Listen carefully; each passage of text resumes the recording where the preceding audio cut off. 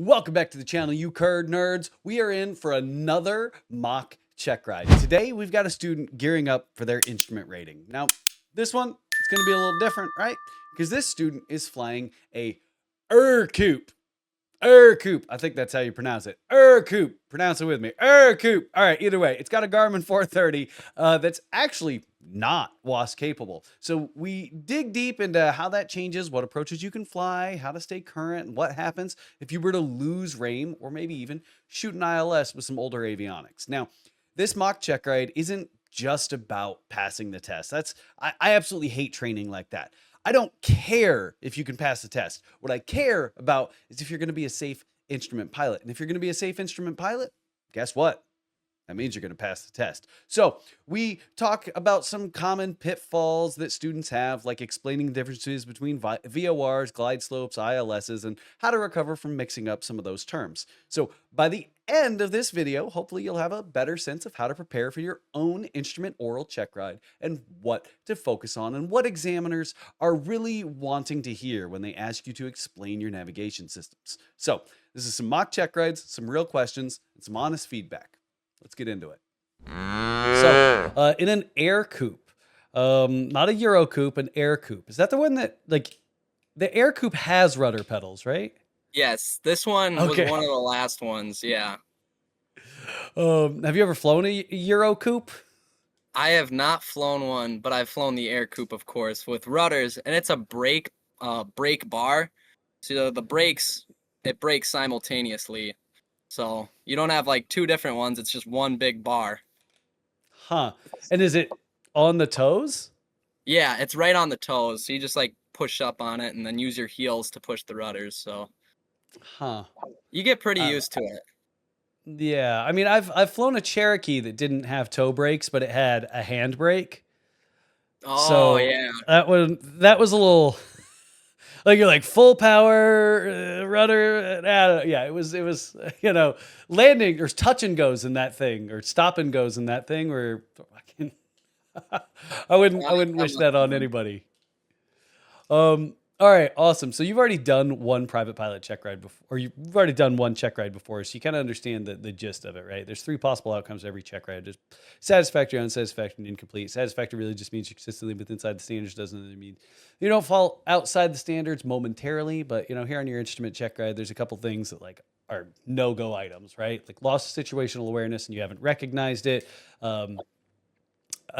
Blowing through your minimums, right? So let's say you're doing an ILS and you blow through the bottoms and you don't recognize until like 100 feet AGL and you're like, oh crap, I can't see the pavement. Let's go around. Obviously, that's a problem. The example I use is when I failed one of my instrument stage checks. It was a G1000. So how I failed an instrument check in a G1000, I'll never live that down. But I wasn't paying attention to the DME, like what the actual item I was measuring my distance from. I thought it was measuring from the final approach fix. Apparently I had already passed the final approach fix and didn't notice, so it was measuring from the missed approach point. So when I saw 0, I started descending. Oh, and obviously, yeah. And the examiner, and that was funny, is the examiner's just sitting there with a straight face, me level flight. But yeah, I lost situational awareness, didn't recognize it, and didn't apply a correction. Yeah. Right. So, yeah. But then you've got, incomplete. This is things like aircraft airworthiness that you caught during pre-flight, right? The story I tell a lot of students is there was a student, they went to go take their instrument check ride. And right before they did that, maintenance went and threw some new SD cards in the avionics to update the avionics, right? Because, you need an update. And the student started the airplane. It said update in progress, and they got all the way to power application for the takeoff before the DPE was like, all right, you failed. Because like it said update in progress the entire taxi and everything. Just take off, don't check, whatever. Yeah. So those are some of the things that'll really get you a failure, but like weather that's unforecast, illness. Remember, it's your check ride. By the time you get done with the oral, and you're not up for flying, don't go fly. My oral for instrument was 9 hours. Do you think I went and flew that day? 9 hours. Yeah, this one is not going to be 9 hours. Yeah, I hope not. No, I did not go fly that day. So just those are the things to keep in mind, right? Last question DP is going to ask before they really start digging on whether or not you've got the knowledge for an instrument check ride or an instrument rating is, have you read through the ACS and you understand the standards that you're being held to? Yes, I do. Awesome. Awesome. So, first big question on any real instrument check ride is why are we bothering to get an instrument rating?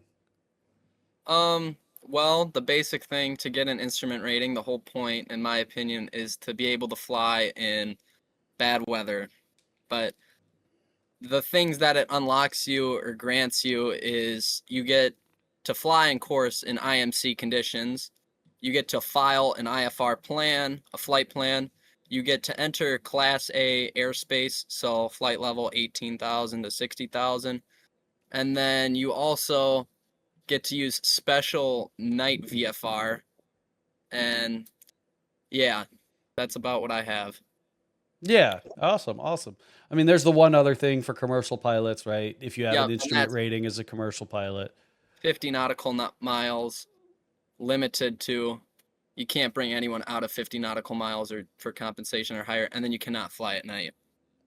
Awesome, So awesome. So you got your instrument rating to, let's say, today. Awesome. Yay, congratulations. Let's say for some reason, money, airplane's broken, you got tired of flying. I don't know. You, you don't fly for like 7 months. Can you just say, screw it? Hey, yo, buddy, let's go get in the airplane and let's go shoot a ILS. no, I personally cannot do that. So it's 6 months where I can fly the plane. I have to have 6 instrument approaches, and then within the last 6 calendar months, withholding, tracking, and intercepting using navigational aids. So, and that can either be done with foggles, or hoods, limited viewing devices, and it has to be shot all the way down to minimums using that. And then if it is an actual IMC, you only need to go to the final approach fix. And once you get past the final approach fix, if you're still in IMC or you just pop out, like say 100 feet down after the final approach fix, you can legally log that approach. And then after the 6 months you didn't fly, so you said I didn't fly for until 7 months later, I'm like, let's go fly. I couldn't fly that day if it was IMC, but if my buddy is a private pilot and it's VFR, I can go up and do 6 approaches with him and then get my currency back. And then if it's more than 6 months after that, so 12 months in total, then I have to do an IPC, All right. Who which can is do an IPC? CFII, or I think DPEs can too. But I'm Yeah. pretty sure, yeah, I know CFIIs can. Yeah, but I mean, let's be honest. Why would you go up with a DPE to do an IPC, Yeah, right? cost me Um, like 2 grand. God, yeah, these DPE prices are. That's why I applied to be a DPE. I was trying to get some of that money.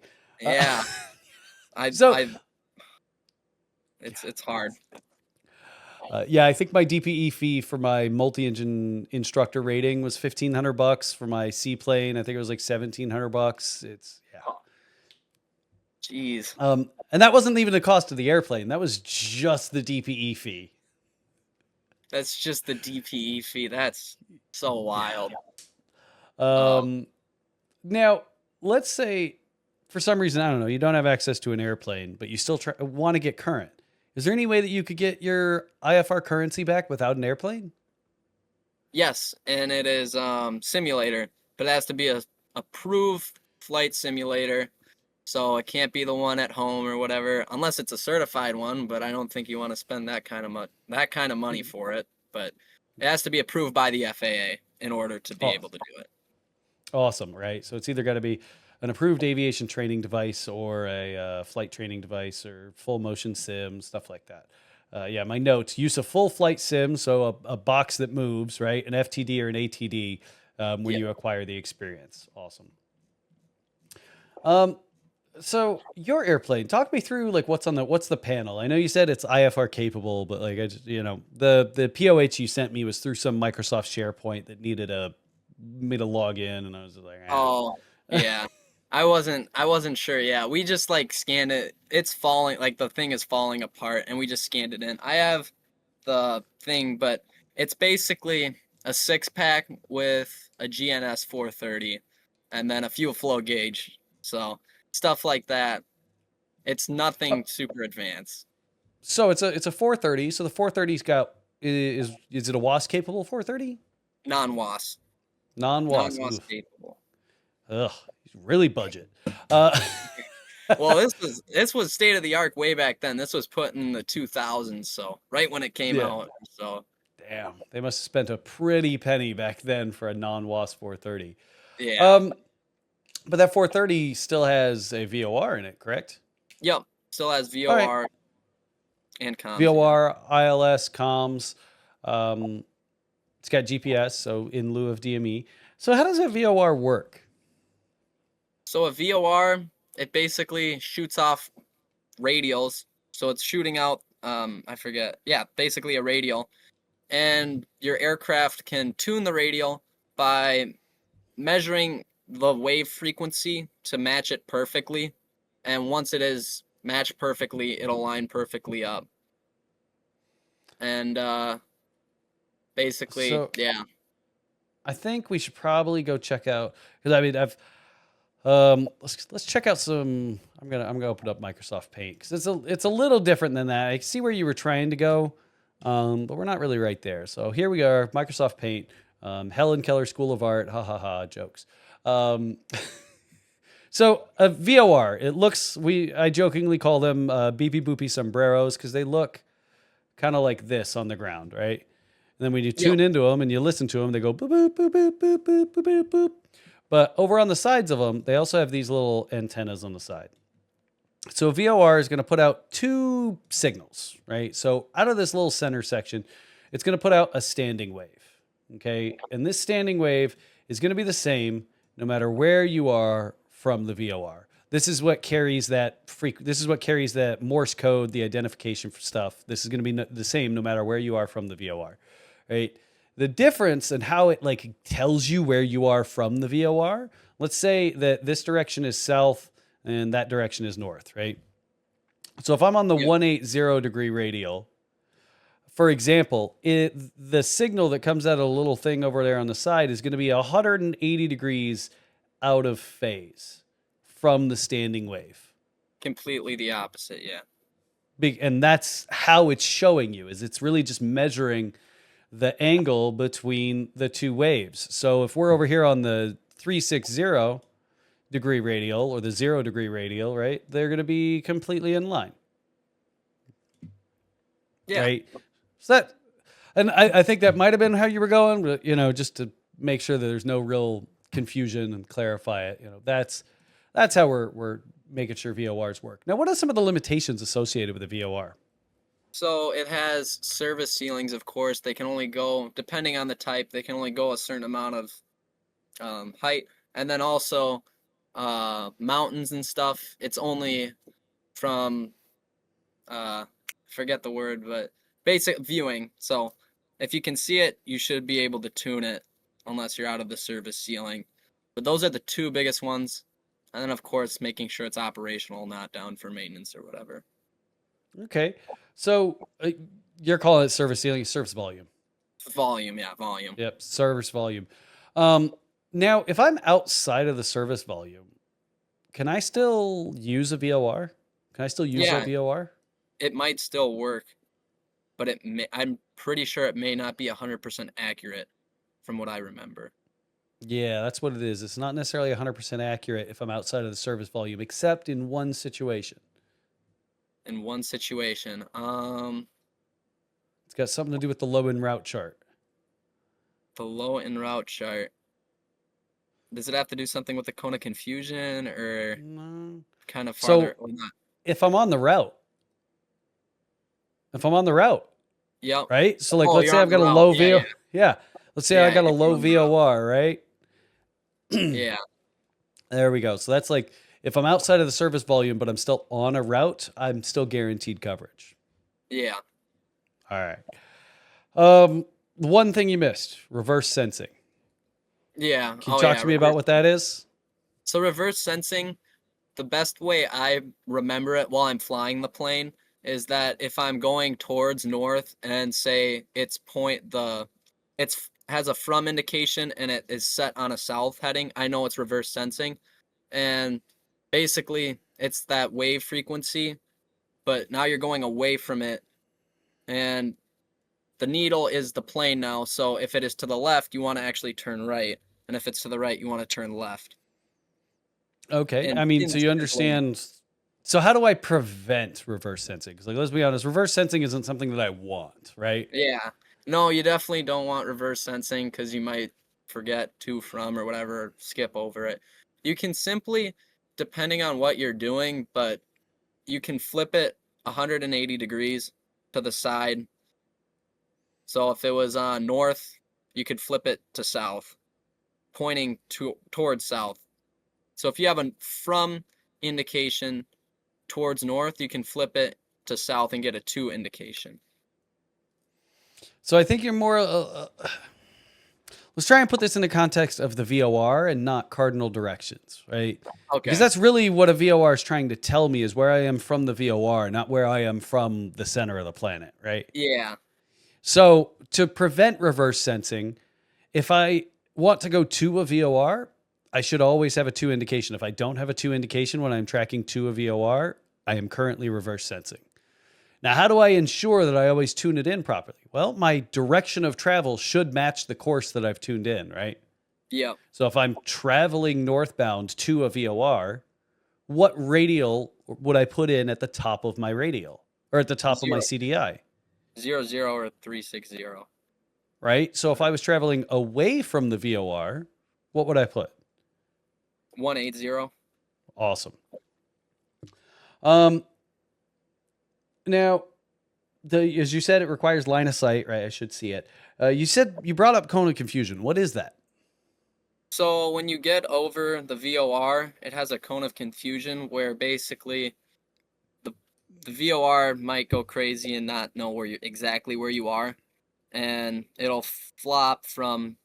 It'll probably hit a left or a right and kind of stay there. So once you cross it, it'll go back and it'll switch from a to a from. And the cone of confusion, I'm not sure how it works really with the wavelengths, but I would assume that there's no signal there, maybe, or whatever it is, or it's trying to pick one of the signals on the outside. It's not that it's trying to pick one, it's that it's receiving all of them, Oh, okay, yeah, right? they're Because the all, VORs yeah, are, what does the O in the VOR stand for? omni-bearing directional. Yeah, omnidirectional, right? Or omni-bearing. All directions, all bearings, including up, Yeah, right? yeah, So if I'm right on top of the VOR, I'm receiving all of the signals. It's not that you're confused, it's just the fucking airplane's confused. yeah, yeah. Does that make sense? It does, yeah, because it's Like, shooting sure, out. it might be confusing when you look at it, but like, we're hoping you're not confused because you got an instrument Yeah, rating. yeah. Definitely don't want to be confused. So this airplane also has the Garmin 430 should have an ILS as part of it as well, correct? Yep. What are the three big components of an ILS? The three big components is, of course, the glide slope, the localizer, and then its runway lighting. Those are So the three. Yeah. can I shoot an approach if I don't know how far I am away from the airport? No. So you'd need like a DME, but GPS in lieu of DME. Well, yeah. So the three big components of an ILS, right? If we look at the AIM, a lot of people want to break it down into three different like antenna or two different antennas and then the visual segment. It's guidance, distance, and visual. Guidance, distance, and visual. Yep. Yeah. So we look at AIM 1-1-9. It kind of goes over it, right? So we've got the localizer, the glide slope, marker beacons, or some kind of measuring device in lieu of marker beacons. Things like GPS, DME, cross radials, etc. And then you've got the approach lighting system or the visual segment. Does Okay, that yeah. make sense? Yeah. So how does that localizer work? So the localizer shoots out, it's at the opposite side of the runway, lined perfectly up to the center line, and it comes out. So as you come in, you'll either know you're too far left or too far right. You try to center the needle. And then, yeah, and then the glide slope, of course, is the same thing, but it's on the side of the runway, and it's up, down, and you try to center that needle as well. Okay. How wide is the localizer, right? Or roughly how wide do you think the localizer is if you're on path at the threshold of the runway? At the threshold of the runway, I'm pretty sure it's 0.3 miles, or it's 0.5. I forget. So it's 700 feet. Yeah, 700 feet. Okay. Right. Which is pretty big, right? Imagine if you were just one dot off course. I mean, 700 feet, like that's, could be the whole width of your airplane. Now that glide slope, it's got some errors that are, it's really got one error that's associated with the glide slope. What is that error? It's when you're too high, so you're not too low. You're not too high, but the error is when you're super high, and you'll come down, and to stay on the needle, you might need an excessive descent rate of like 1,500 feet per minute or something to stay on it, or something higher, or whatever it may be. But it's giving you a false indication of how the slope needs to be. Okay. So we kind of went over like how it's going to be identified, an excessive descent rate. When is this going to happen? Like if I, like what would I have to do to really grab a false glide slope? So if ATC maybe like tells you to continue at 3,000 until hitting a certain point, like maintain 3,000, 4,000 until the final approach fix or whatever, and I'm just making this up or whatever, but if you stay really high until the last second or until you hit like a final approach fix, then when you start your descent, you might hit that glide slope and have to go really far down. I think there might be a little bit of confusion on it. So let's go draw some. I'm gonna draw some pictures real quick. Nope, don't want to save that. At desk. There we go. So we got our runway, right? We got our glide slope that puts out our two lobes, right? That's pretty terrible, but we're gonna call that good. Well, what ends up happening is this lobe right down here on the bottom likes to reflect off of the ground and come up way up here. And so you end up with it kind of upside down and way higher. So you end up with this super steep path. So if ATC, ATC obviously shouldn't leave you this high, but if ATC like keeps you like way up here until you're like over here and then you try to descend on top of it, your airplane might grab this one and try and send you down. Instead of the other one. Yeah, what ATC should be doing is dropping you down below the glide path and then sending you into it from underneath. So how do I catch a false glide slope? By descending on top of the glide slope as opposed to catching it from underneath like I should. Yeah. All right. Have you ever actually done like filed a flight plan, or has this all just been kind of simulated instrument conditions? No, I've filed. I've flown in actual IMC before. Okay, yeah. So I mean, you've been vectored. You notice how ATC always puts you under the glide slope? Yeah, they always put you right under it. Yeah. Yeah, that's why. That's kind of what they're doing. Now, the last kind of bit of information or tool that Garmin 430's got is GPS, right? Or it's RNAV. Can you just kind of describe to me what RNAV means to you? So radio navigation, and the best way to put it, it's kind of a hard way to put it, but it's a type of GPS, or sorry, RNAV, or GPS is a type of RNAV, and it's radio. I think of radio navigation. How do you want me to like explain? Well, first off, RNAV's not radio; it's area. Or area, yeah, area. Yeah, it's area navigation. The way I teach students how to explain what RNAV is or area navigation is explain it like RNAV is the umbrella that sits over a bunch of types of navigation that brings in the available navigation sources in the area. You see how we kind of tied it back to the name of it, Yeah. right? All right. So area navigation uses all available navigation sources that are in the area, Yep. right? Yeah.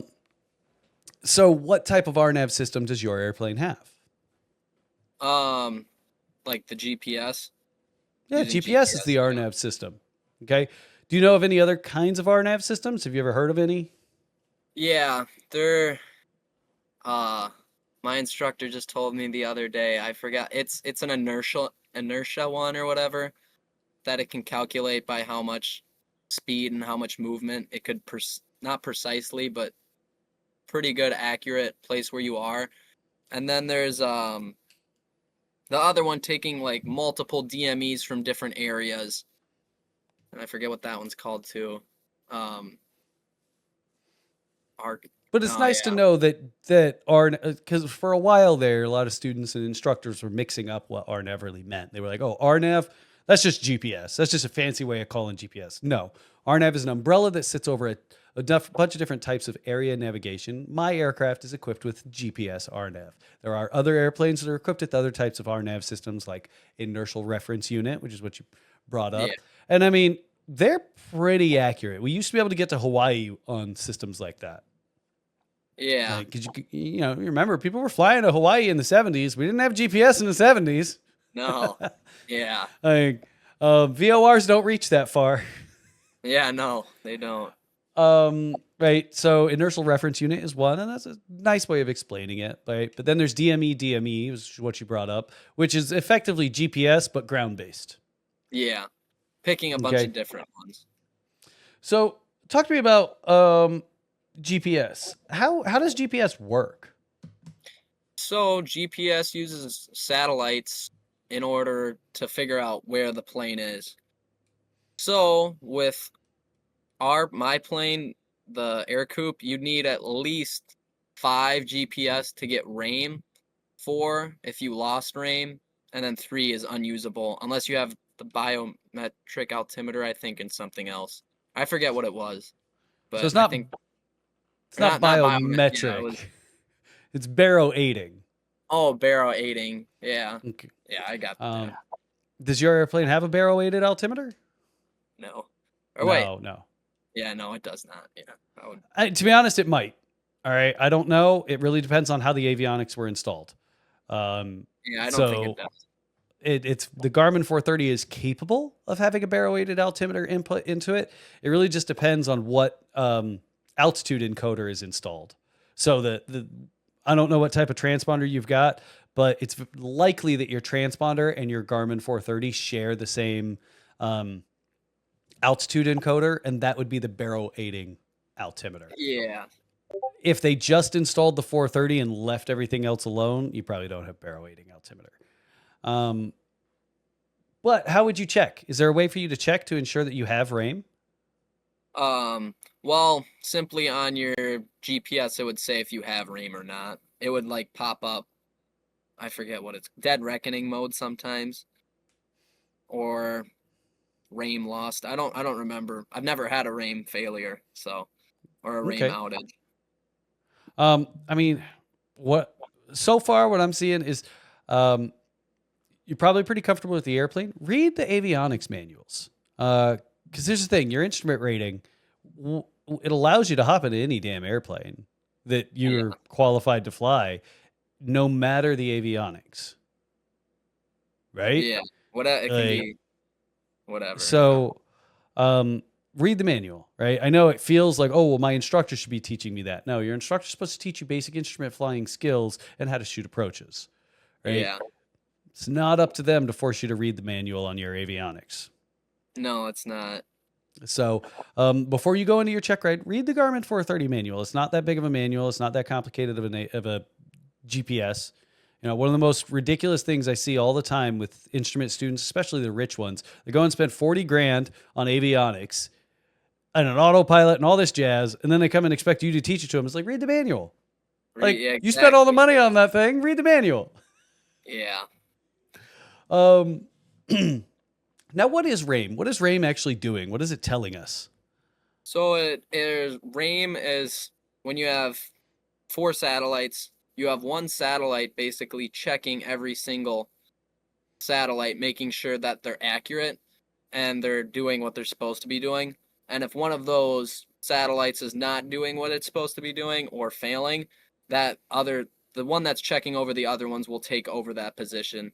And then there's one more, and it's 6 satellites, and I forget what it's called, but it's where that one will turn into the RAIM for that one, if that makes sense. So if you lose one GPS, you'd still have 5 and still have RAIM. So RAIM, let's break down the name of it. It's Receiver Autonomous Integrity Monitoring. So it's your receiver autonomously monitoring the integrity of the signals it's receiving. So if you have 5 of them and no baroating altimeter, right? Because we're just assuming that it was installed in the cheapest fashion possible. Yeah. Right? Then your airplane has what's known as fault detection, where it will warn you saying, hey, I'm receiving a signal that doesn't match, doesn't agree with some of the other signals I'm receiving. Yeah. Now, if you throw another satellite on top of that, that means now you've got a spare. And the airplane will say, hey, I recognize that one doesn't agree with these other ones, but that one seems to be okay. So let me grab that one. Yeah. All right. So you've got fault detection, which is the airplane saying, hey, I'm not good, man. Yeah. Let me know what you want me to do. Right. Throwing a different one. Or you've got fault exclusion, where the airplane says, hey, something's wrong. I've gotten rid of the one that's wrong, but I ain't got no spares. Yeah. Does that make sense? Yeah. Now your airplane doesn't. So you've got a VLOC button, right? VLOC, yeah. VLOC. VLOC, VLOC, yep.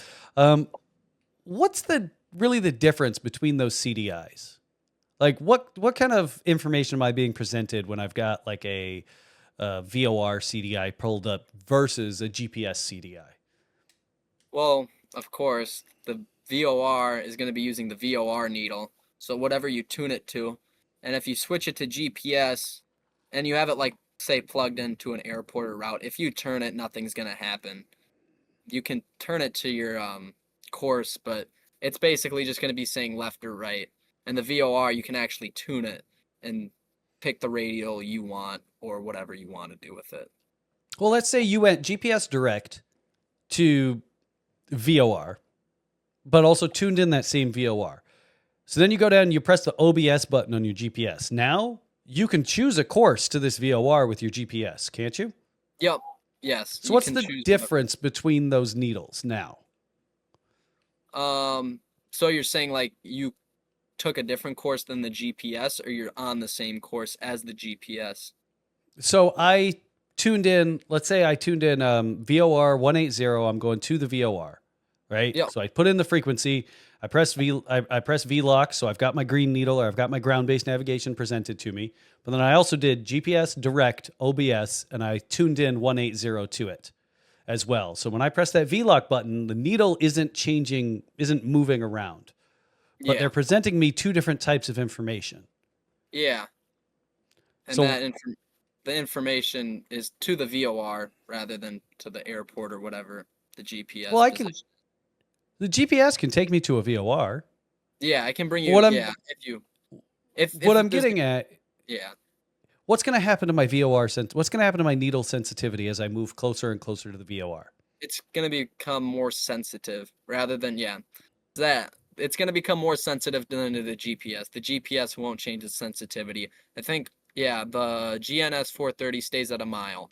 Full deflection is 1 mile for en route. All right. So we can see that when I use GPS, it's giving me lateral distance from my course versus angular distance from my course. Yeah. Yeah. Does that make sense? Yeah. I'm trying to find a better way to word that question. It sucks. Like no. I get what you mean. Yeah. It's a hard one to get at. So you brought up the en route, right? Performance of your Garmin 430. How do you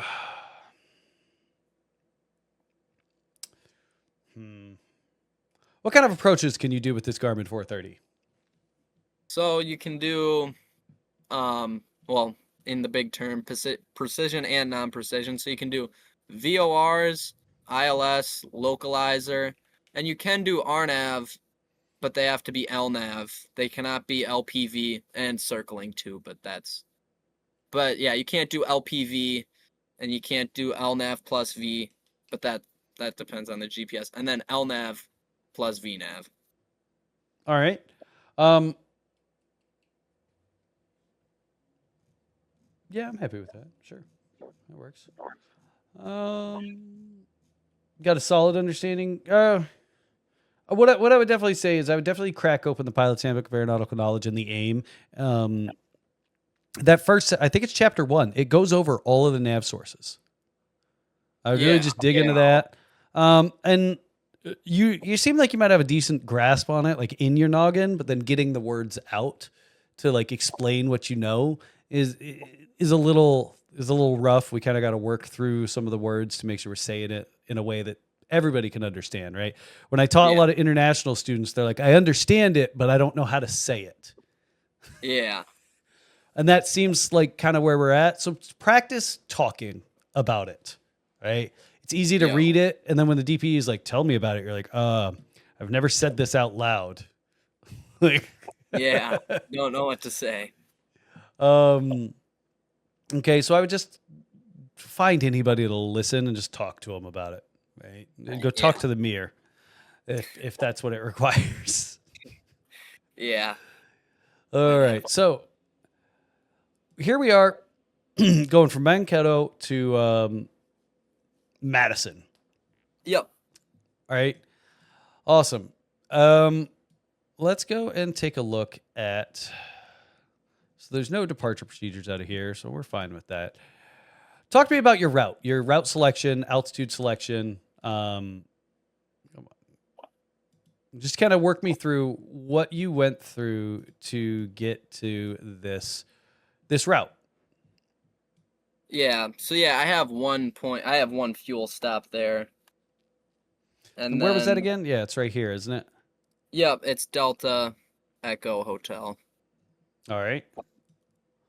and then basically, usually, everyone's everyone does direct, but for this one I picked Alame. So I joined at Alame because it's right there, easy to join onto that Victor route, Victor 24, to the RST Rochester VOR, and then go to Delta Echo Hotel, get fuel, and then continue on, and then join back at the KRRTR, and that that leads to MSN.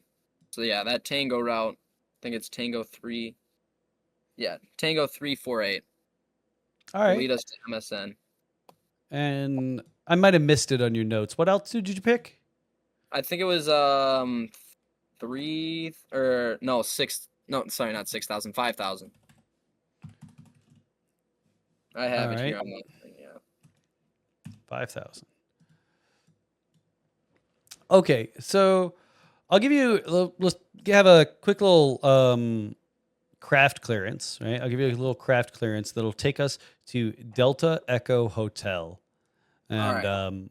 we'll use that as kind of like a scenario, kind of walk through this plan and see what's going to happen, right? We'll tell a Yeah. fun little story. So, Yeah. just let me know whenever you're ready. Sounds good. I just need to grab my scratch pad.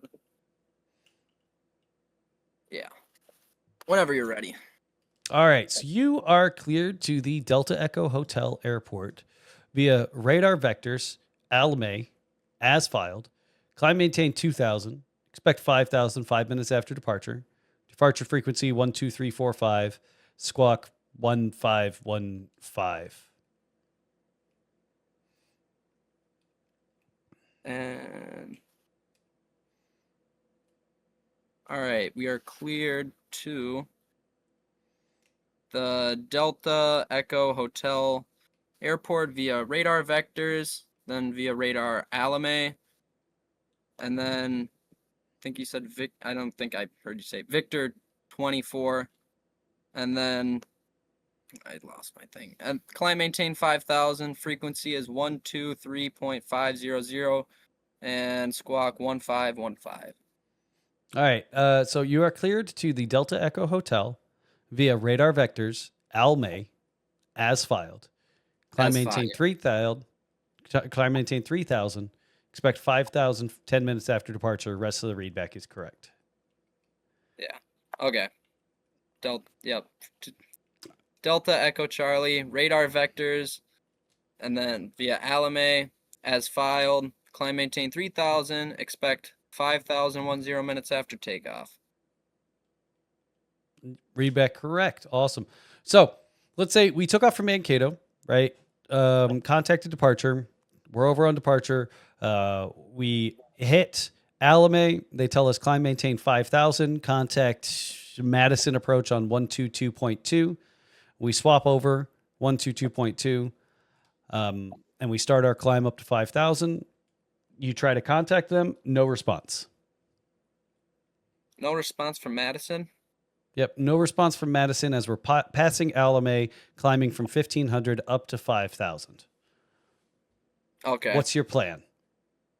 Well, of course I would troubleshoot, make sure that everything is tuned in correctly, make sure I have the right frequency, and make sure I have the right volume set, whatever it is, and hopefully I hear them. And it also might be you said I'm at 5,000. Oh, you're climbing through to 5,000. So you're at 1,500 climbing. Okay, a minute later, you're at 2,000. Minute later, 2,500. Yeah.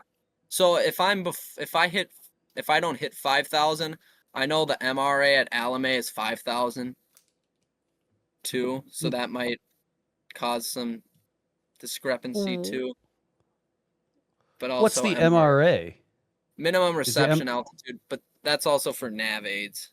Okay, just making sure. Yeah. All right, so we didn't hear them.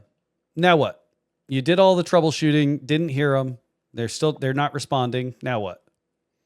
Well, as normal, you're gonna continue as cleared, and then it would go MEA, so minimum and route altitude I'd look at first, and then expected, and then assigned is what the altitudes is what I would follow. So if I pass Alame, it'll probably be 5 minutes before or 10 minutes once I hit Alame, I would think. So I would climb to 5,000 and sit at 5,000 and then continue to the airport. And I would assume I haven't got signal back yet. All right. So ATC, all they're seeing right now is an airplane with a squawk code 1212 not responding.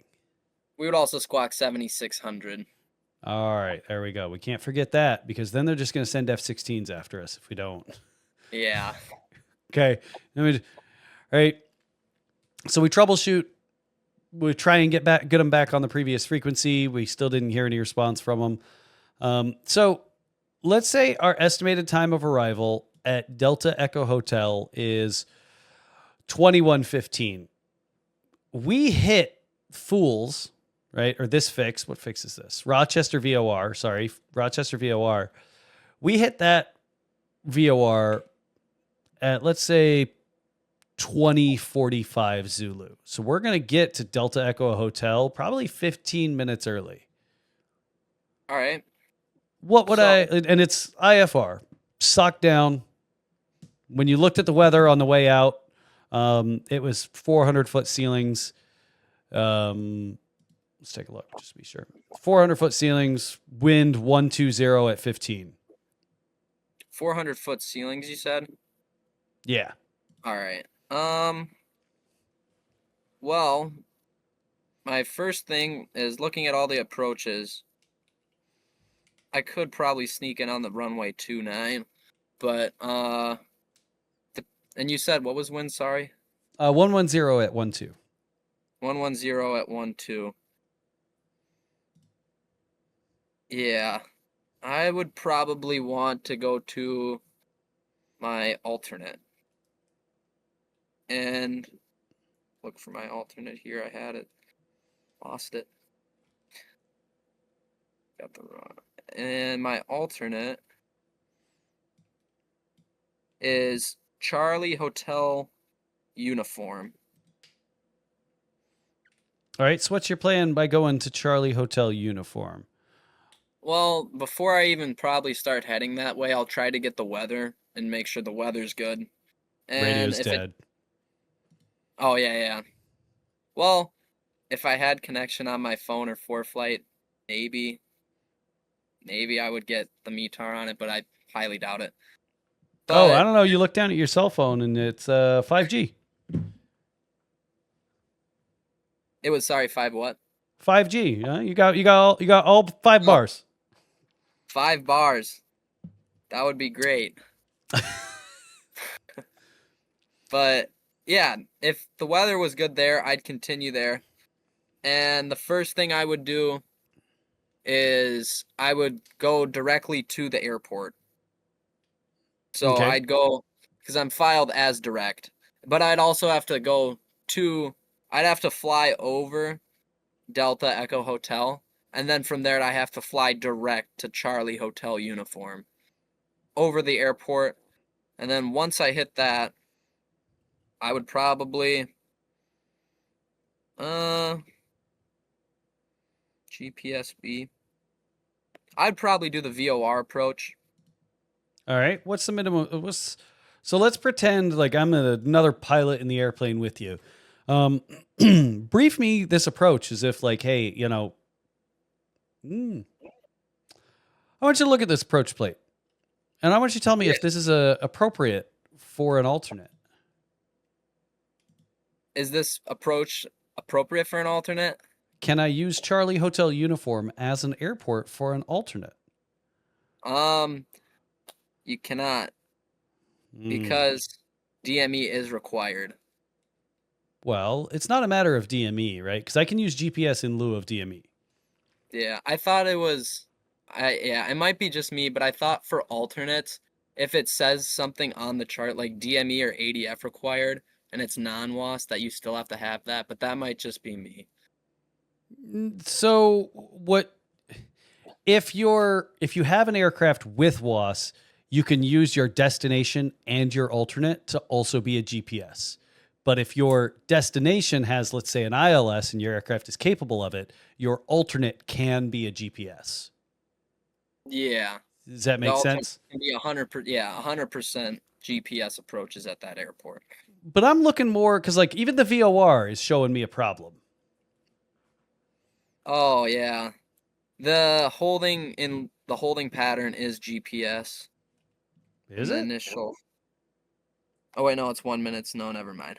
Thought it said 4 miles. Well, even if it was 4 miles, if I have DME, I can accomplish it. And the alternate's not available on the top left. Not authorized for both of them. Meaning this airport. Oh, yeah. Meaning this airport should not have been your alternate at all. Yeah. Forgot to grab the plates from that. Yep. All right. And I mean, here's the thing. Learning experience. That's the whole point of mock check rides. You'd rather do that here because that right there would have been a bust. Yeah. Okay. No ifs, ands, or buts about that. Using an airport with no authorized approaches as an alternate. All right. We can't really have that. Okay.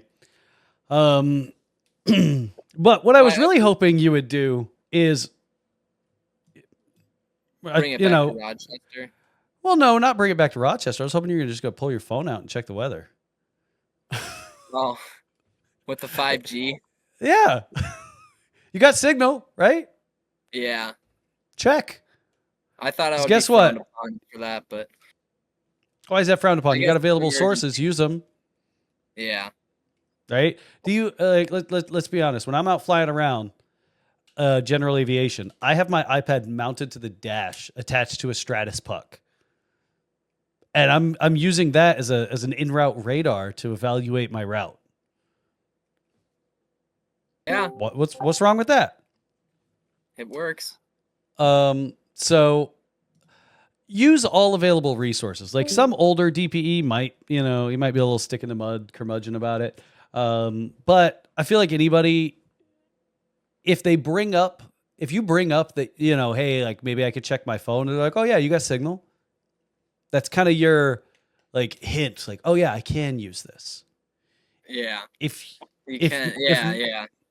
if my radios have failed in flight and I'm in hard IFR, I'm using all available resources. Like, do you have Bluetooth on your headset? I do. Fucking call the tower. Yeah. Call the tower. Call approach. Whoever it is.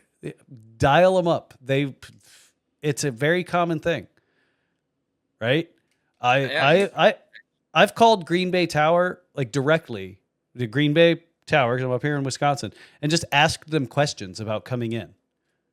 I'm on the ground. All right, I'm just like, hey man, is this okay? And they're like, oh yeah, that's fine.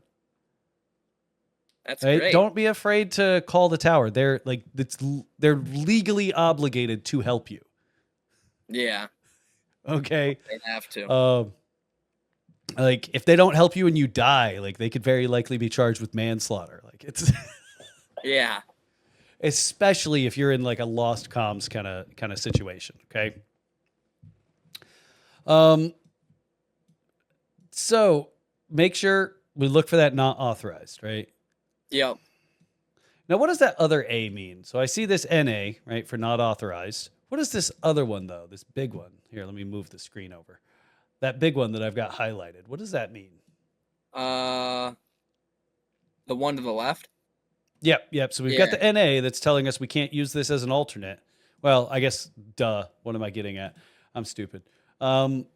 Let's say we just saw that A, but no NA next to it. Like, let's go look at Madison. We might be able to see it.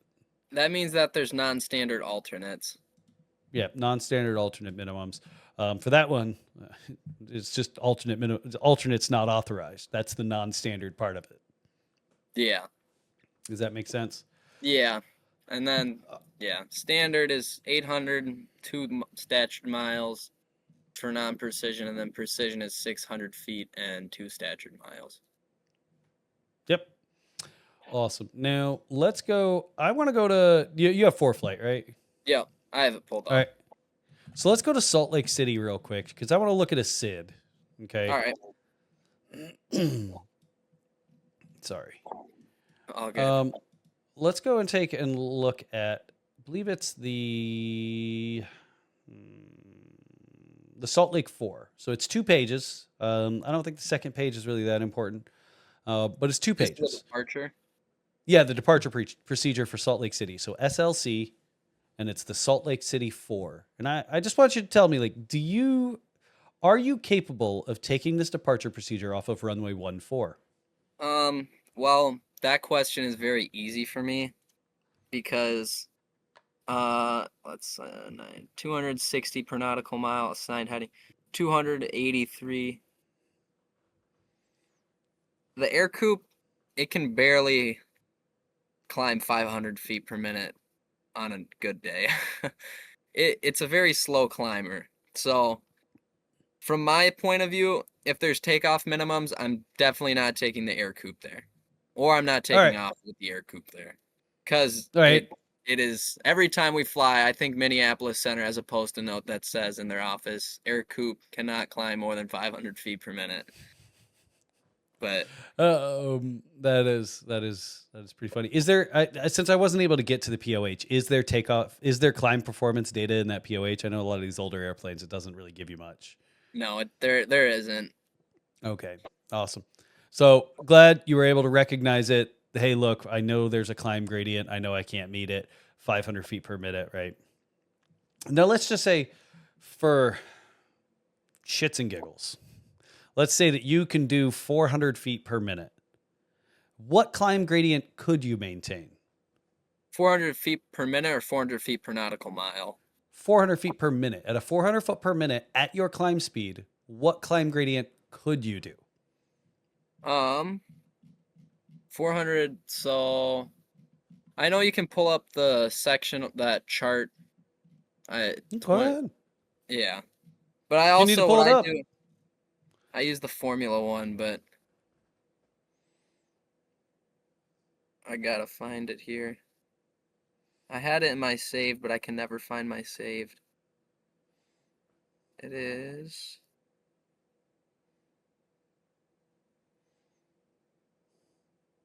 Might take me a second.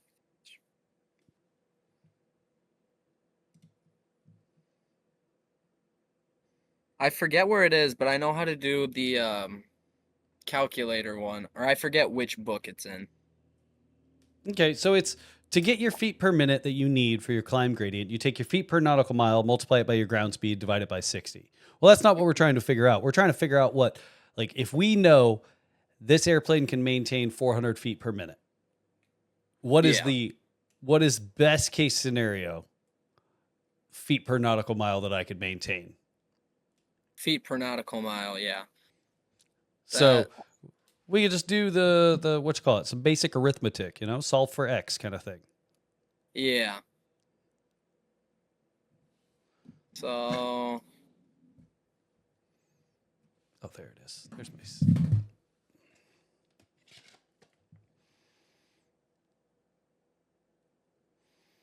That's not what I'm looking for. Back.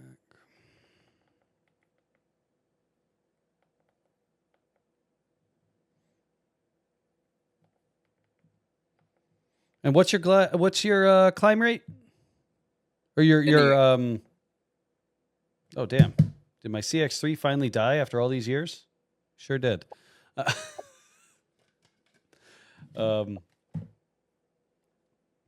not like dead. The batteries just died. Yeah, it had it. So to calculate our feet per nautical mile, right? We're gonna have to end up doing our feet per minute equals feet per nautical mile times ground speed divided by 60. So we know our ground speed. What would our ground speed in a 0 knot climb or in a 0 wind climb be? With the Ercoupe? Mm-hmm. Just around 60, but you can probably round it to 70. Okay, well, just for easy numbers, we'll call it 60. So 60 divided by 60, that's 1. Yeah. Right? So we can effectively throw that away, and our feet per minute equals our feet per nautical mile. So if we're able to maintain a foot per minute of 400 feet, we'd be able to maintain a foot per nautical mile of 400 feet. 400 feet per nautical mile. Yeah. So let's take is a 400 foot per minute climb a reasonable climb to ask of the Ercoupe? I don't know. I haven't flown one. Yeah. As you get higher, though, it depends on how high you get to, but it gets very It struggles once you get past like 4,000. Depends on the day, but once it gets to 4,000 or so, then it goes down to 200. And if you have a passenger, it's done. It is. Yeah. Okay. But you see how we figured that? Yeah, I do. Right. I always do it the other way. I'm always doing it the other way, not given 400 feet per minute. Well, yeah, that's how most people do the calculation too. But I mean, if you know what your airplane's going to climb at, it's a little easier to do the math. I think it's easier to work with that than it is to be like, okay, well, what feet per minute do I need? Versus if I know my airplane can do 500 feet per minute and it's going to climb at, an 80 knot ground speed. Yeah. All right. So we went through departure procedure. We can recognize like, hey, we know we can't make that climb gradient. How can I tell the difference between a departure procedure, just like a standard instrument departure procedure, and an ODP? An obstacle to clearance or obstacle, yeah. Departure, yeah. ODP, and you said compared to a SID? Yeah, how do I know one is an ODP versus one is a SID? SIDs are found in a different spot. Or sorry, not SIDs. ODPs are found in a different spot, and they're on the I forget what it's called. I can find one really quick. If I can find the airport.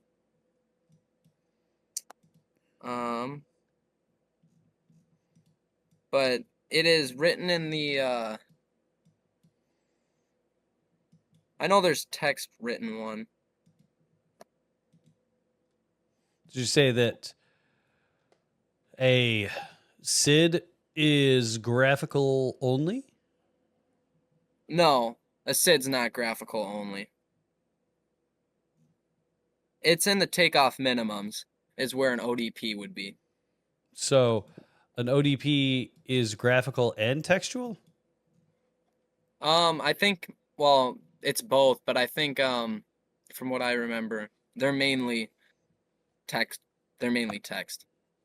Yeah, so an obstacle departure procedures is going to be, so there's obstacle departure notes, and then there's an obstacle departure procedure, right? So an obstacle departure Yeah. notes would be like, hey, there's a tree at the end of the runway at blah Yeah. blah blah.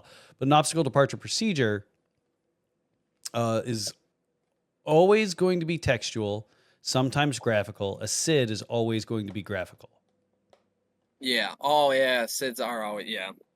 right? Yep. Uh, um, now let's talk about our arrival into. Let's say we're on the ground at Delta Echo Hotel. And I go and do a RAIM check and it fails? Can I still do this route? Oh no, because we're on a Tango route.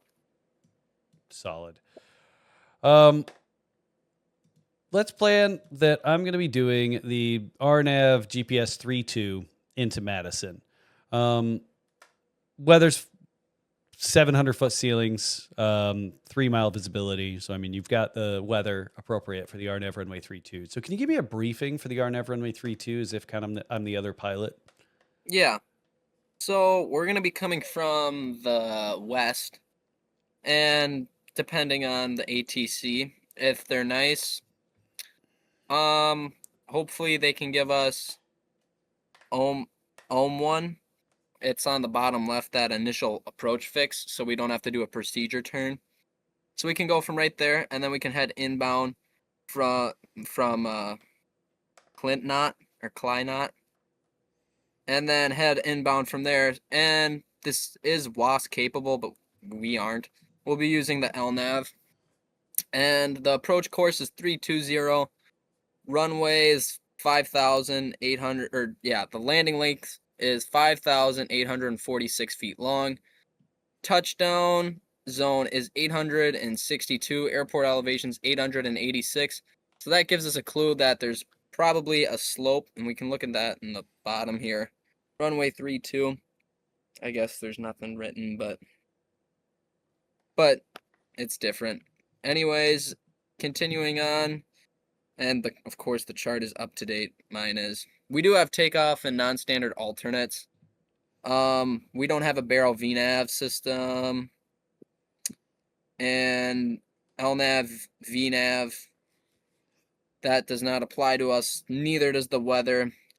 Unless it's negative 19 degrees Celsius or 54. I highly doubt that. DME/DME RMP 0.3 not available, and helicopter not for us. Missed approach, we're gonna climb to. So if we do a missed approach in the unfortunate event, we're gonna just continue straight forward. We're not gonna turn or anything. We're gonna full power, go straight forward, and we're gonna climb to 3,200, and we're gonna go direct to Sidco, and that's directly in front of us. And from there, we're gonna be doing a parallel entry.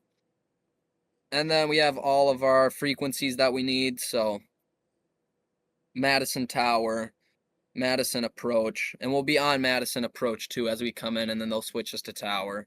And then we have ground control. We don't have to really worry about clearance delivery unless we want a different clearance on the ground. And then we have the Unicom. Probably not going to be using that unless the tower is closed. We have the ATIS. We'll use that beforehand for sure.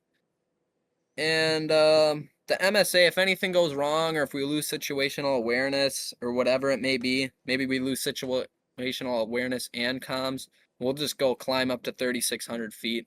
That's the MSA circle from 25 nautical miles from runway 32, so we'll know we'll be safe from any obstacles.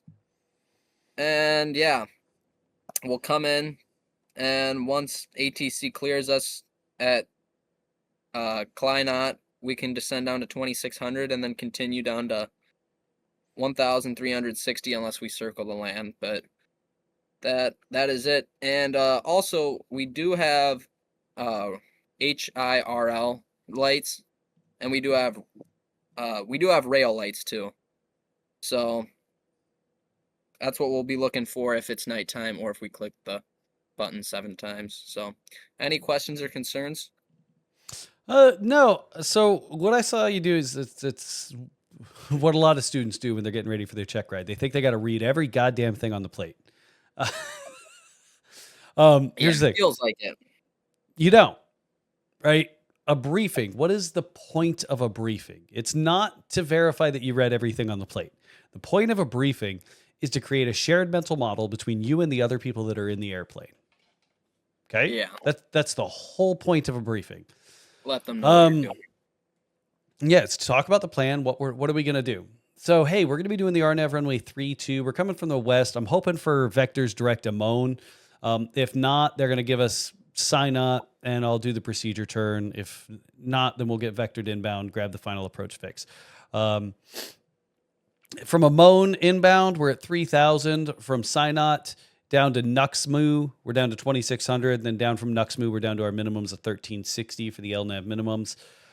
If we don't break out by then, or correction, we're going to be looking for some high intensity runway edge lightings. There is no approach lighting system for this runway. If we have to go mist because we didn't see something or something on the pavement, we're going to go straight out, climb 3,200 direct to Sidco and hold. It looks like it's going to be a parallel entry, 4-mile legs, right turns in the hold. GPS has that loaded.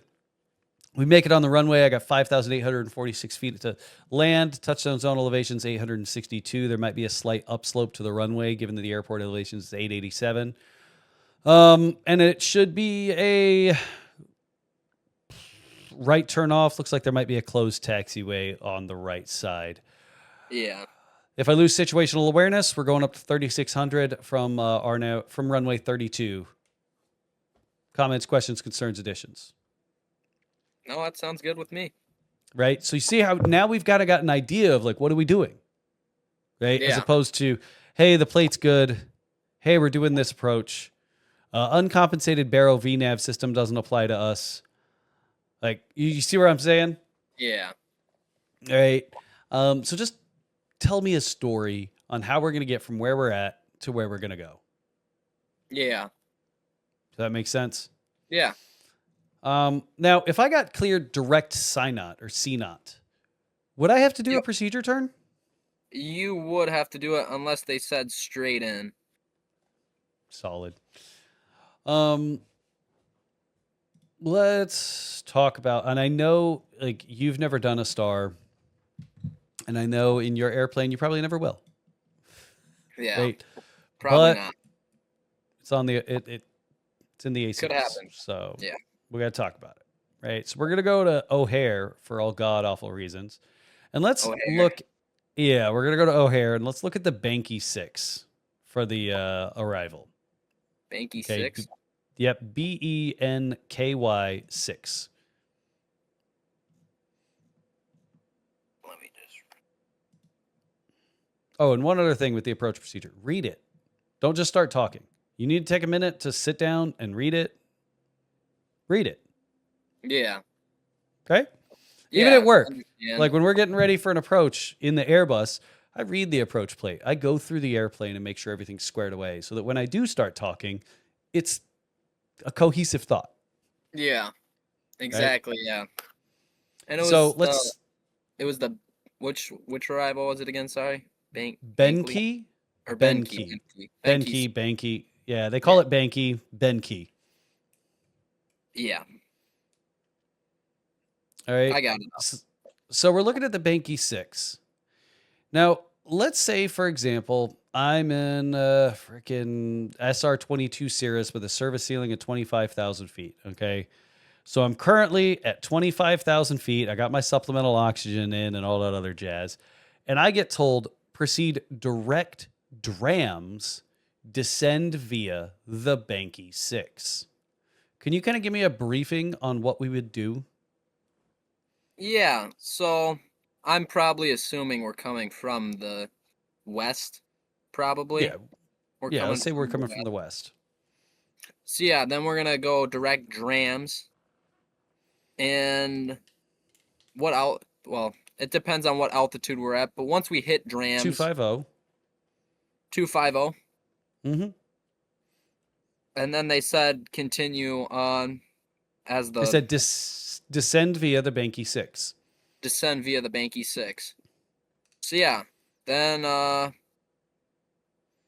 we would go down here, and our MEA is 5,000 feet, and flight level.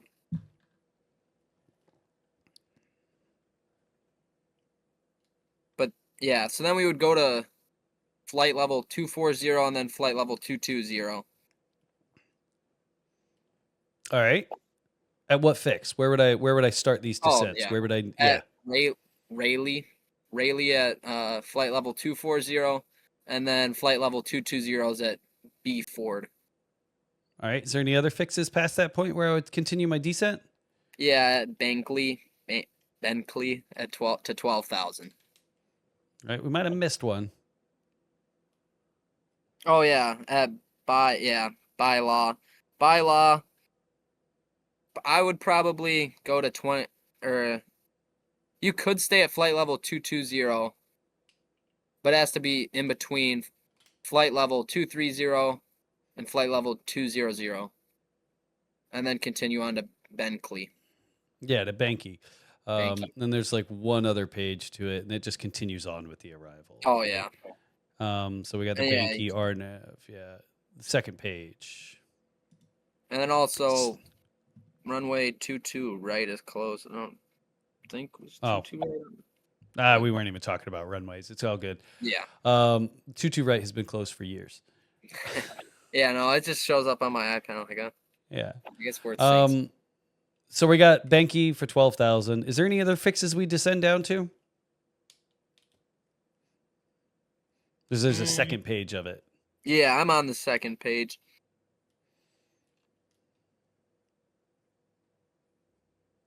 You would continue. You just continue in. Yep, we wouldn't continue to descend anymore, right? Yeah, you just continue at 12,000 and wait for ATC to give you stuff. Awesome. So if I instead of got descend via, if ATC was like, hey, Cirrus 123, follow the Banky 6, what would I do? Instead of descend via? Mm-hmm.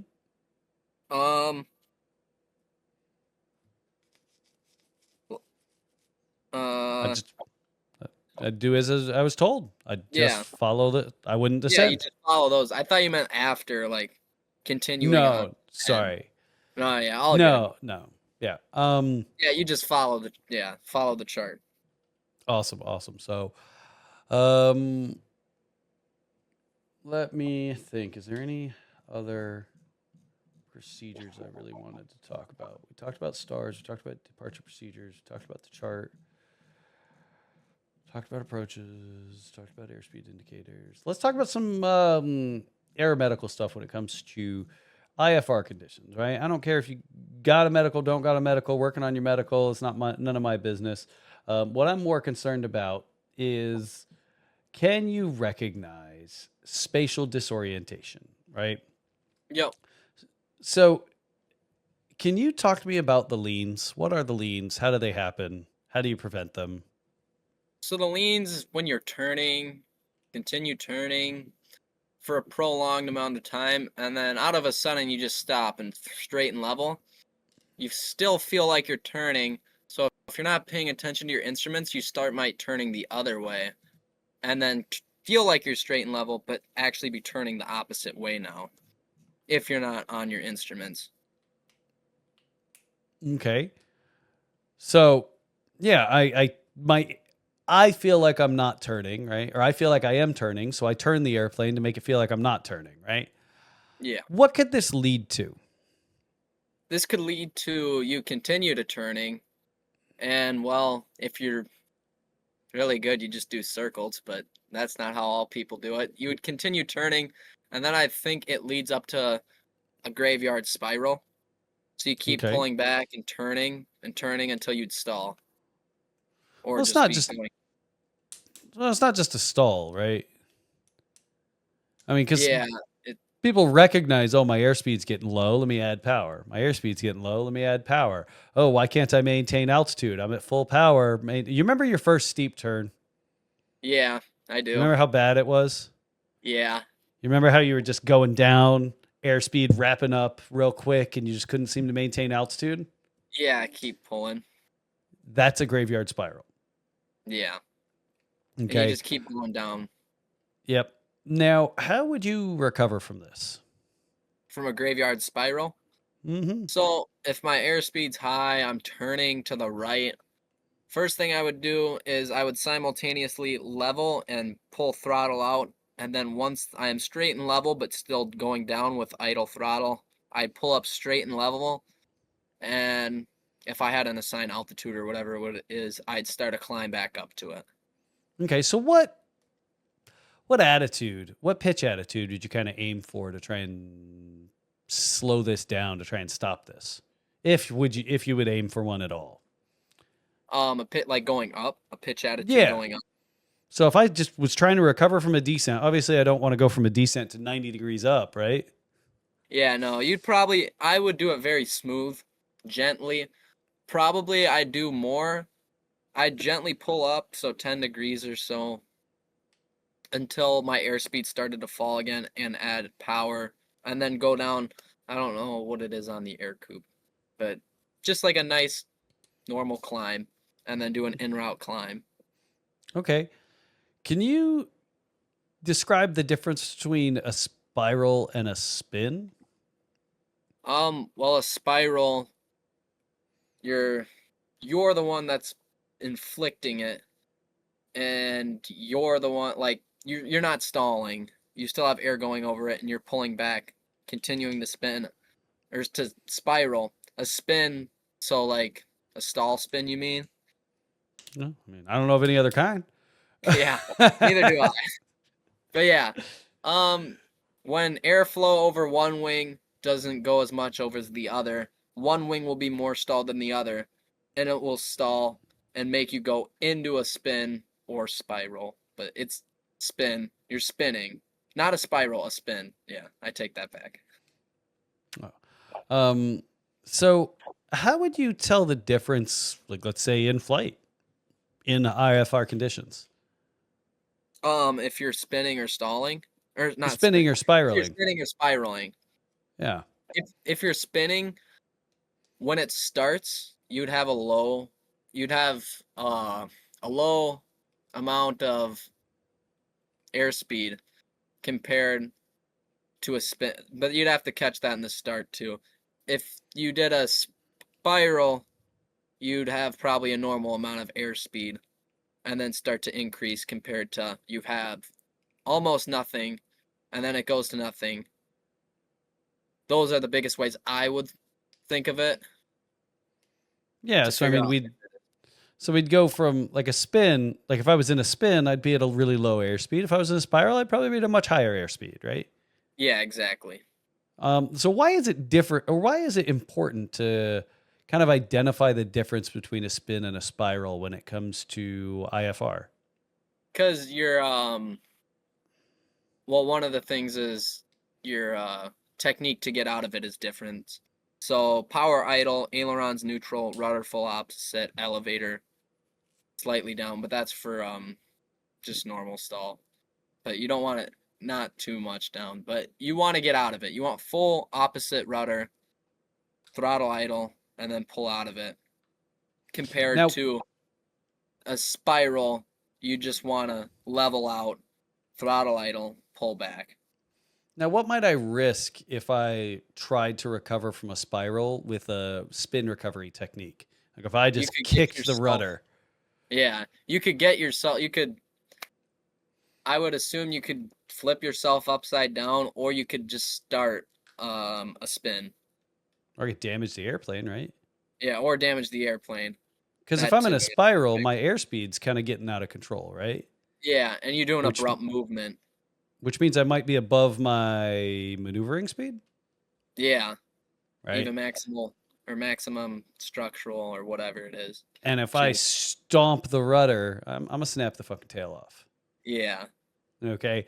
So that's kind of why we went down that rabbit hole of identifying the difference between a spin and a spiral, because, like, heaven forbid you actually end up in a spin in air, or either a spin or a spiral in IFR conditions.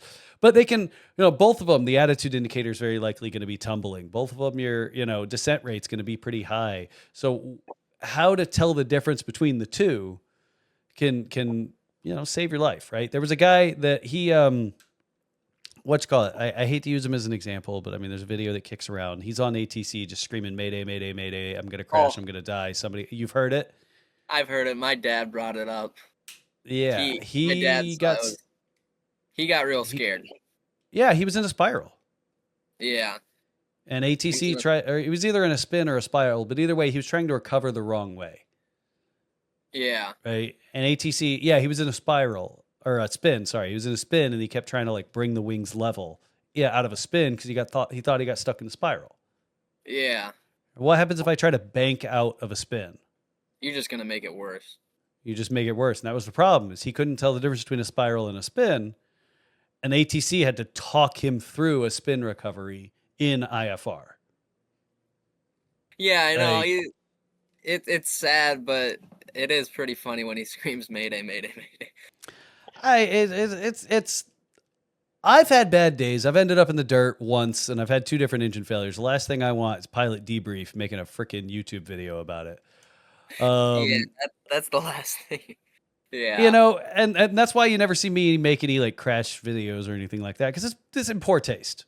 It's in poor taste, right? We do not need to be out here trying to make $1 off of somebody's worst day. Yeah.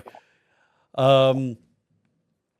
But that's why I hate to use that example, but it's a perfect example of, like, how we can learn why it's important to still be able to identify a spin, even in IFR. Because, like, the last time you were really talking about identifying spins was back in private pilot, like 20 hours in, right? Yeah, exactly. Compared, if you get in an IFR, you really want to get out, because with a spin or a graveyard spiral, it's a lot easier to see outside or see what you're even in just by visual clue. Mm-hmm. Up in I think up in Canada for their commercial rating, they have to do spins to a heading in IFR under the hood. Like, it's very fun, but also I don't know if I want to do that on a check ride. No, it's demonstrative, right? Oh, it's not a check ride. I was gonna say, if that was a check ride, yeah. No, and I mean, don't quote. I might be a little off on exactly what they have to do, but I know they're a little bit heavier on their spin requirements. Yeah. Up there. So let's talk about passengers, right? So you're a private pilot, you can carry passengers. How are you going to help a passenger that might be getting a little nauseous in IFR? Because that's a common experience. Like, most passengers, they're used to sitting in the back of an airplane, of a big airplane that isn't really impacted as much by turbulence. And, it's a little easier for them to maintain their bearings back there because it feels like you don't feel anything in a big airplane, especially if it's calm, right? So how might you help a passenger that might be starting to get a little nauseous? Well, the first thing I would try to do is get out of the IMC or whatever. And by doing that, I could look at ForeFlight or whatever, cloud layers, or I could simply ask ATC if they know any known areas with no clouds or whatever it may be. If I could descend, turn left, turn right, whatever it may be. And then the other things, I would assume maybe breathing in and out, deep breaths and stuff. I don't know much of the aeromedical part of that. But keeping your head maybe on the instruments and tell them how it works, like, so they know if they're getting motion sickness, like, even though they might feel like we're turning, say, hey, this is how the attitude indicator works or whatever, if they can even see it. If they're in the back, they probably can't, but yeah, usually when people get motion sick, you try to tell them to say, hey, keep your head out the window or whatever, make sure you're outside. But in IFR, you're not outside, you're in a cloud, you don't know where you're going. So I don't know how that part would work. So those are the big things I would have. Yeah, so I mean, we try to distract them, right? Give them some kind of task to get their mind off of their nausea.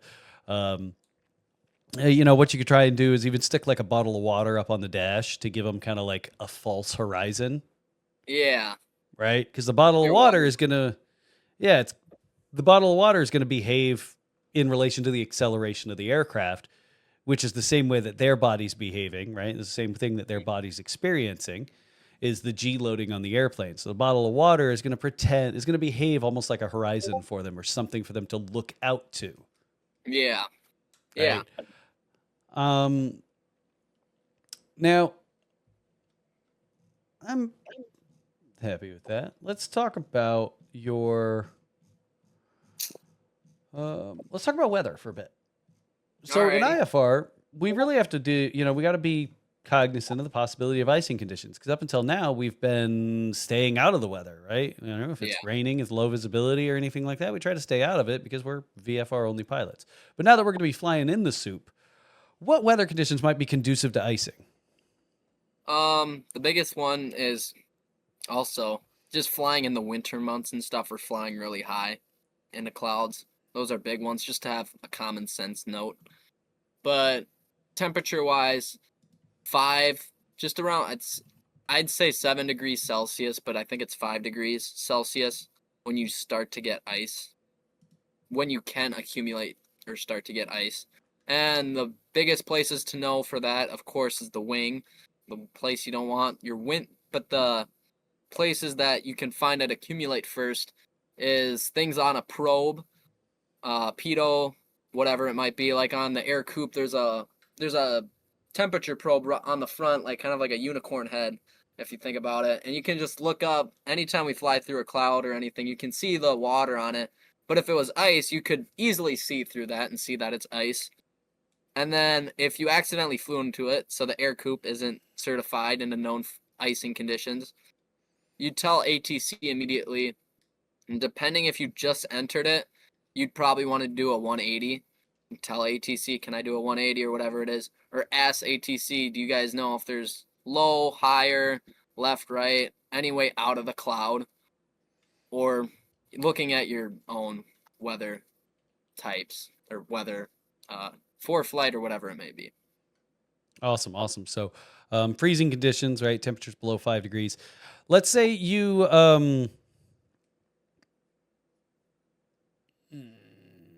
the air coupe has flaps, right? It does not have flaps. It's just a Oh, it huge doesn't have. aileron. Yeah. All right. Never mind on that one. Talking about the Um. install. Yeah. No, we're not. Let's talk about when are you most likely going to get clear icing? Clear icing is well, to define clear icing, it's basically where you can't see it. It's smooth glass, looks like just clear, straight through water. And you're most likely to get it when there's super cold water droplets. So Okay. the out so yeah, the outside of the raindrop or whatever it may be is ice, and then the inside is water, and as soon as it touches something it instantly freezes. And uh I think that occurs, I think that's 5 degrees Celsius between, All right. yeah, I think it's somewhere around 5 degrees Celsius, whatever it is. So the biggest thing I just want to bring up is it's got the ice. There is no ice, right? Super cooled liquid water droplets is so ice can't occur unless there's something for water to freeze to. Just keep that in mind when you look at the ice that's in your fridge. There's stuff other than water in there. If ice doesn't have some, or if water doesn't have something to freeze to, it can't freeze, and that's what super cooled liquid water droplets are. It's pure H2O that's below freezing, and then once it gets something to freeze to, your airplane, it impacts and freezes upon impact. And that's when we start getting that clear icing because it runs back and freezes as it runs back. Yeah. Yeah, it All starts to right. freeze like a piece, yeah. So what about rime icing? When does rime icing happen? Um, Rime ice. That is happens when it's colder temperatures, and it's It's like trying to think of a good way to put it. You fly through a cloud or whatever it is, or you fly through a cloud and it's negative 15 degrees Celsius, and the moisture hits it. I kind of forgot about RAIM ice, but it Yeah. So it's like, Rime yeah, ice is more likely going to happen in super cold temperatures where there's still visible moisture. Think freezing fog. yeah, freezing fog.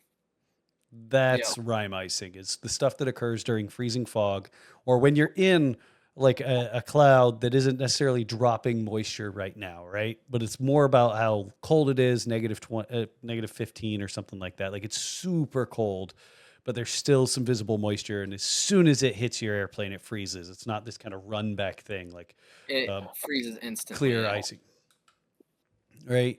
Um, awesome. So what I would say so far is really just I'd crack open the pilot's handbook of aeronautical knowledge when it comes to those icing conditions, right? Because you're going to be in it. You're going to be in the soup. You really need to know, hey, do I need to get out of the soup like now, right? Am I starting to get to these icing conditions? Um, and that's where most students are, right? They focus so much on procedures that they completely forget like weather is still important, right? You still need to know how to read weather. You still need to know how to discern what's good, what's bad, and how do I get in and out of these conditions. Um, because IFR isn't just a willy nilly. Okay, we're good to go. Doesn't matter if the weather's bad. We unless we got $1 million to drop on a Cirrus, we Yeah, still got limits. Okay, exactly. as much as we would all like, all the shit talking we all do about Cirruses.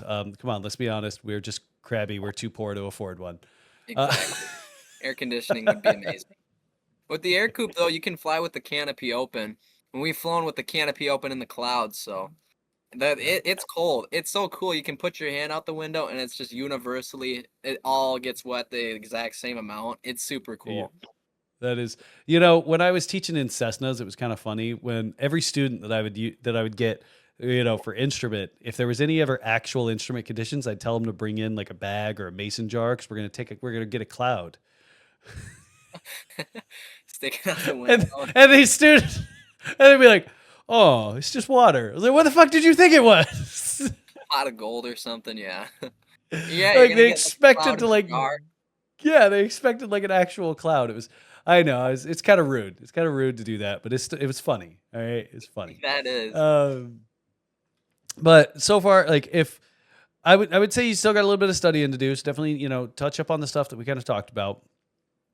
Is there anything that like you're studying, you're going through where you're like, I got nothing. I am lost in the sauce on this. Everything's felt pretty good to me. I guess, yeah, just the temperatures for icing. Like, I understand, like, mixed, rime, and clear, and their dangers. The biggest thing for me, I know, too, is in the winter, when it's cold, don't fly into a cloud, of course, on an instrument Ye- flight plan. You're most likely going to get icing if you go through it. Exactly. So I mean, just keep those kind of things in mind, right? Hey, like you're going to be asked about that, right? It's going to happen. You're going to talk about it. The big one was the plan to an airport, the plan use of an alternate airport with no authorized alternate approaches.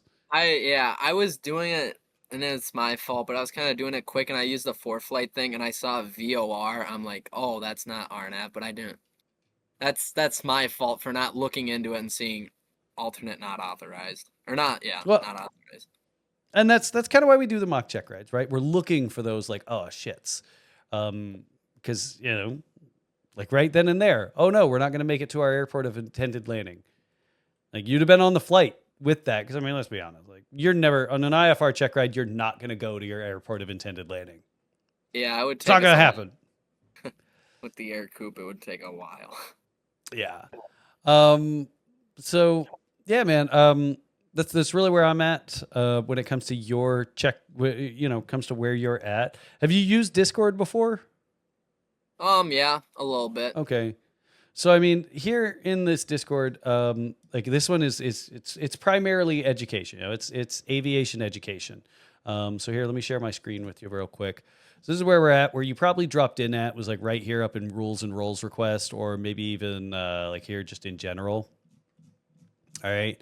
So Yeah. right up here in the rules and roles request, there shouldn't really be anything else that you gotta do up here. Announcements. This is just where videos get posted, and we publicly shame people for leaving the Discord channel. It says right there they've abandoned their aviation career. The general, not much goes on in here. This is really just where people show up and say hi. Cat pictures. So, you want to share your kitty cat. Look at them. Look at all those cute little fluffers. And then the dog people got jealous, so we had to make a channel for the dog people. Memes. I don't look in here. There's probably some heinous shit. Don't hold me accountable for anything that goes on in here, except for this one. I laughed at that one. Affiliate links. This is really just me trying to make a couple dollars. Help support the channel, stuff like that. So, you want an Insta360 camera, electric longboard, or I work with Pilot Institute on their ground school stuff because I do not have the time nor the resources to make my own ground school. So, if you're looking for one, there's that.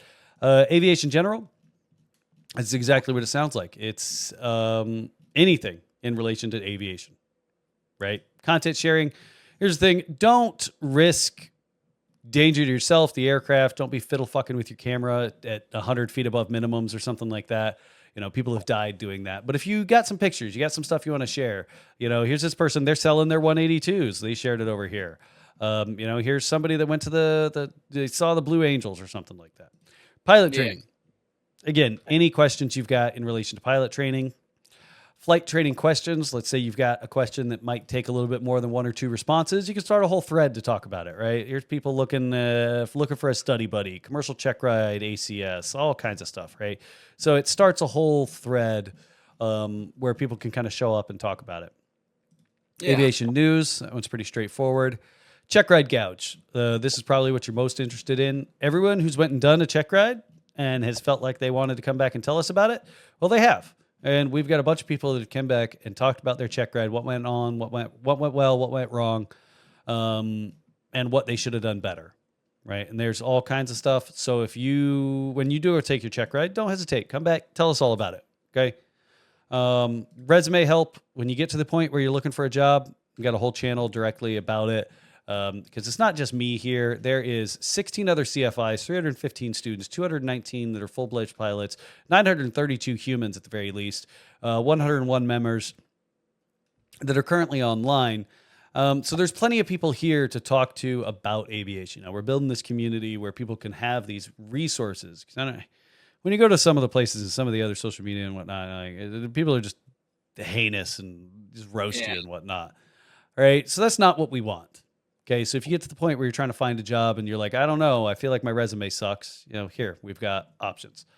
Then we've also got just all of the general voice chats down here as well. So if there's, you're talking to somebody and you want to do a voice chat, kind of like how we're doing right now, any of these that don't have, most of these should be available for you to just jump in. I think the mock check rides and stuff, I have to drag you into. But yeah. Yeah. No, 100%. But yeah, if you don't have any other questions, just go ahead, go through that material I recommend you just study, and I feel like you'll be kind of on your way. And don't hesitate, reach out if you got questions. It rings directly to my pocket. My phone dies halfway through the day all the time from all the notifications. Yeah. And but I'm more than happy to answer any kind of questions you got. All right. Yeah, I do have one question. My flight bag has a big hole in it, and I need a new one. What would you recommend? To be honest, I liked my. Do I still have it? So, really depends on kind of like end goal. Is airline pilot end goal kind of thing? For me? Yeah. I would, but I don't think I'd have a flight bag for that long. I'd probably get a new one by that time. I guess that is fair. That is fair. I like the Sporties makes a pretty small one. Here, let me because what do you have? Like the Tough Bags one or like that garbage ASA one? Where is it? I just have a Delta backpack. Just just a standard Delta backpack. It's just got a big hole in the side. And yeah. I don't know. It's You not probably special at all. email Delta and be like, "Hey, I love your flight bag. It's got a hole in it." They might send you one, to be honest. Just Um, send me a new one. Yeah. because they hand them out all over the place. This is what I used forever. And to be honest, I still have it. It's at home, or it's down in the basement right now. You can even get fun little embroidery options. You get a silhouette, some lines and text, logo, whatnot. But yeah, I mean, it's a nice flight bag. It's got the little shoulder harness, little spot for you to stick your, any kind of backup radio if you got one. Inside, it's got a little hanger for your headset, so it's not just banging off the ground. A little slot for a bunch of pens and stuff up front. On the back, it's got a slot for an iPad with a little pass through so that you could charge your iPad in the flight bag. Oh, So yeah, I mean, yeah. it's a nice bag, and I mean, it's not that expensive. I mean, $50. No. If you're going to keep it longer and start doing some like bush flying, maybe something like that for more room for snacks and a backup headset and stuff like that. But I mean, just as like a private pilot, this one is fine. They gave me this one. Sporties gave me this one, and I mean, I was okay. It's a little big for me. I didn't Yeah. really like the It whole looks pretty. backpack. In hot weather, it gets all sweaty and stuff. So this thing, it's got a nice cushy handle. And again, like, believe me, I've asked Sporties to sponsor me, and they won't. So there's no affiliation. I don't care if you buy the bag, but I liked it. I still have it. Yeah. No, it looks great. And I mean, I've used it for years, and it doesn't have a hole in it. So That's I great. bought it. Mine's probably like 7, maybe 8 years old at this point. So it's durable. That's really durable. Yeah. Yeah. Do you have like a Bose headset? Yeah. Bose Yeah. 830. All right. I mean, 830s aren't bad. I prefer the 20s, but yeah, I mean, that's a decent flight bag. And it's not expensive. I mean, $60 Yeah. for a flight bag. Normally 80. Maybe I should hit up Sporties again. Like, hey, Sporties. Yeah. But yeah, good luck on your check ride. Don't hesitate. Come back, ask any questions you might have. Yeah. Yeah. 100%. Well, thank you so much. Of course, man. You enjoy the rest of your night. Yeah, you too. Thank you.